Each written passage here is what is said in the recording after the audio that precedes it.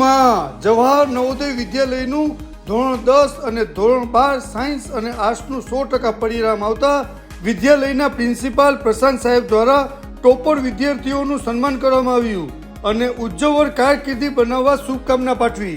Good afternoon to all. जैसा कि आप सब जानते हैं सीबीएसई बोर्ड एग्ज़ाम्स का रिज़ल्ट 2 दिन पहले डिक्लेयर हो चुका है और हमारे स्कूल का रिज़ल्ट क्लास 12th में 100% रहा है, दोनों ही स्ट्रीम में, साइंस और ह्यूमैनिटीज़। 5 बच्चों को छोड़ के सारे ही बच्चे क्लास 12th के फर्स्ट क्लास में पास हुए हैं। ये विद्यालय के लिए बड़े गर्व की बात है। अब सभी विद्यार्थियों को ढेर सारी शुभकामनाएं, ढेर सारी बधाइयाँ। क्लास 10th का भी रिज़ल्ट हमारा 94% के करीब रहा है।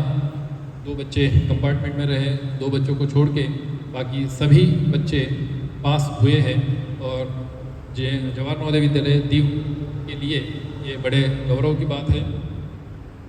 आज 10वीं कक्षा के सभी विद्यार्थियों को हमने यहाँ पर बुलाया हुआ है। साथ ही साथ हमारे पास class 12th science, class 12th arts और 10th इनके सभी टॉपर्स यहाँ पर उपस्थित है। सभी बच्चों के पेरेंट्स, अभिभावक भी यहाँ पर उपस्थित है। इन सब के बीच में आज हम टॉपर्स को फेलिसिटेट करना चाहते हैं, उनका सम्मान करना चाहते हैं। मैं टॉपर्स के नाम यहाँ से अनाउंस करूँगा और मेरा सारा अनाउंसमेंट होने के बाद आप लोग यहाँ स्टेज पर आएंगे एक एक करके और अपने इनाम यहाँ से प्राप्त करेंगे।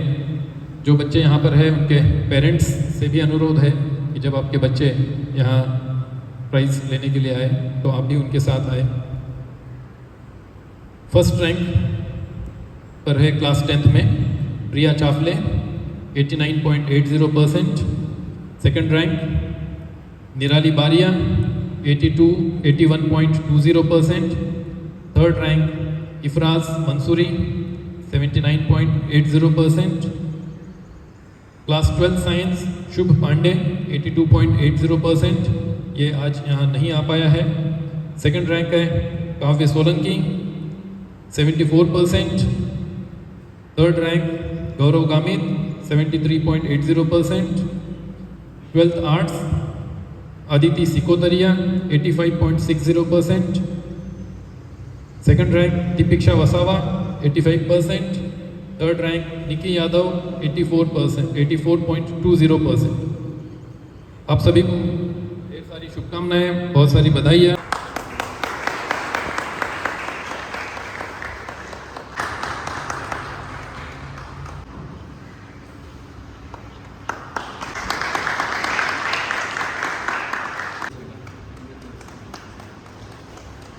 તમારું નામ? મારું નામ પ્રિયા ચાકલે છે। તમે સ્ટાન્ડર્ડ 10th માં ફર્સ્ટ નંબર આવ્યા છો, કેવું લાગે છે તમને? બહુ સારું લાગે છે। ટોપ કરવું એ બહુ મોટી વાત છે, પણ સીબીએસઈ બોર્ડમાં બહુ સારું। તમારી જે આ સફળતા છે એનો શ્રેય તમે કોને આપવા માંગો છો? હું આનું શ્રેય મારા પેરેન્ટ્સ અને ટીચર્સને આપવા માંગુ છું અને સ્કૂલના એડમિનિસ્ટ્રેશનને। ટીચર્સે અમને એટલો સપોર્ટ કર્યો, બહુ ગાઈડન્સ આપ્યું। અમને કોઈ પણ પ્રોબ્લેમ હોય, કાંઈ પણ ડાઉટ હોય તો તરત સોલ્વ કરી આપે। બધા છોકરાઓ પાછળ એમને બહુ જ મહેનત કરી છે અને મારા પેરેન્ટ્સ જે છે એમને મને કોઈ પણ રીતે પ્રેશરાઇઝ નથી કર્યા કે આટલા માર્ક્સ આવવા જ જોઈએ। એમને એકદમ એવા હતા કે પર્સન્ટેજ કેટલા પણ આવે ઘણો સારો। ભવિષ્યમાં શું બનવા માંગો છો? હું ભવિષ્યમાં ડૉક્ટર બનવા માંગુ છું। તમારી જે આ સફળતા છે એના માટે કોઈ સ્ટુડન્ટને મેસેજ આપવા માંગો છો? હા, ખાલી ભણતું રહેવાનું અને આપણું કામ કરતું રહેવાનું, હાર્ડવર્ક કરવાનું, ફળની ચિંતા નહીં કરવાની। ધન્યવાદ। તમારું નામ? મારું નામ નિરાલી વિજય છે। તમે સ્ટાન્ડર્ડ 10th માં સેકન્ડ નંબર આવ્યા છો, કેવું લાગે છે તમને? મને બહુ સારું લાગે છે કે મેં ફર્સ્ટ ટાઈમ, મતલબ આના પહેલાં મારો કોઈ દિવસે રેન્ક નથી આવ્યો, પણ ફર્સ્ટ ટાઈમ મારો રેન્ક આવ્યો, મેં બહુ ખુશ છું। ભવિષ્યમાં શું બનવા માંગો છો? ભવિષ્યમાં મેં ગણિત લઈને સોચ્યું ચાલુ, હજી કંઈ વિચાર્યું નહીં। તમારી જે આ સફળતા છે એનો શ્રેય તમે કોને આપવા માંગો છો? પેરેન્ટ્સ, ટીચર્સ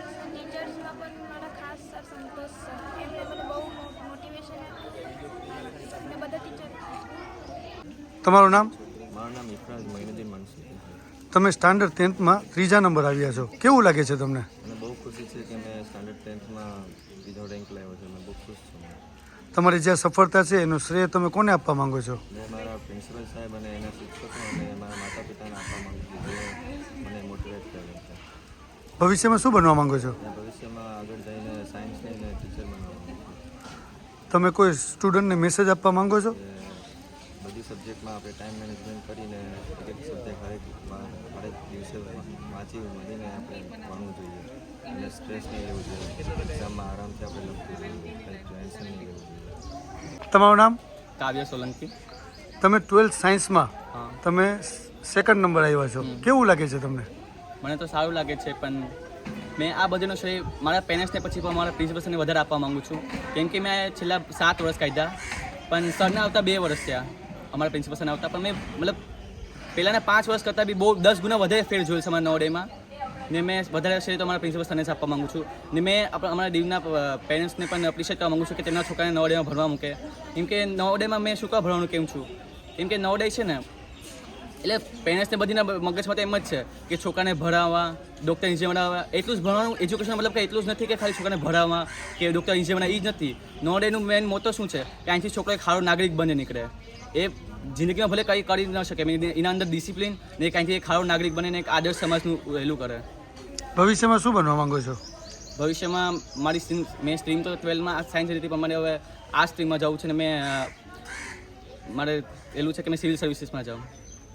તમારી જે સફળતા છે એનું સ્ટુડન્ટને કોઈ મેસેજ આપવા માંગો છો? સ્ટુડન્ટને મેસેજ એક જ છે કે જિંદગીમાં મોટિવેશનથી વધારે તમે ડિસિપ્લિન લાવો. કેમ કે મોટિવેશન તમારું 1-2 દિવસ રહેશે, પણ ડિસિપ્લિન તમે કન્ટિન્યુ કરશો ને તે જ તમારી સફળતા બનશે. તમારું નામ? મારું નામ સિકોતરી આદિત્ય ઉપકરવિયા છે. તમે 12th આર્ટ્સમાં 1st નંબર આવ્યા છો, કેવું લાગે છે તમને? મને બહુ સારું લાગે છે ને આનો શ્રેય હું મારા પેરેન્ટ્સ એન્ડ સૌથી વધારે પ્રિન્સિપલ સરને આપવા માગું છું. બિકોઝ પ્રિન્સિપલ સરે બહુ બધો ચેન્જીસ લાવ્યા સ્કૂલમાં, સારા સારા રૂલ્સ લાવ્યા, અમને બહુ બધી મોટિવેશન આપી સ્ટડી રિલેટેડ. ભવિષ્યમાં શું બનવા માંગો છો? ભવિષ્યમાં હું પ્રોફેસર બનવા માગું છું જોગ્રાફીમાં. તમારી જે સફળતા છે એનો કોઈ મેસેજ આપવા માંગો છો? મેં સ્ટુડન્ટને એક જ મેસેજ આપવા માગું છું કે જેવો સંગ એવો રંગ. મારી આ સફળતાની પાછળનો મારો સંગ છે મારી ફ્રેન્ડ દીપિક્ષા, જેવે મને સપોર્ટ કરી મને ભણવામાં. લાસ્ટમાં મેં એનાથી બહુ બધું શીખ્યું. બિકોઝ પહેલાં મારો કંઈ રેન્ક નહીં આવતો, બટ લાસ્ટમાં મેં એની જોડે સાથે ફ્રેન્ડ બની તો મને સારું લાગ્યું. એટલે મને બહુ બધું શીખ્યું.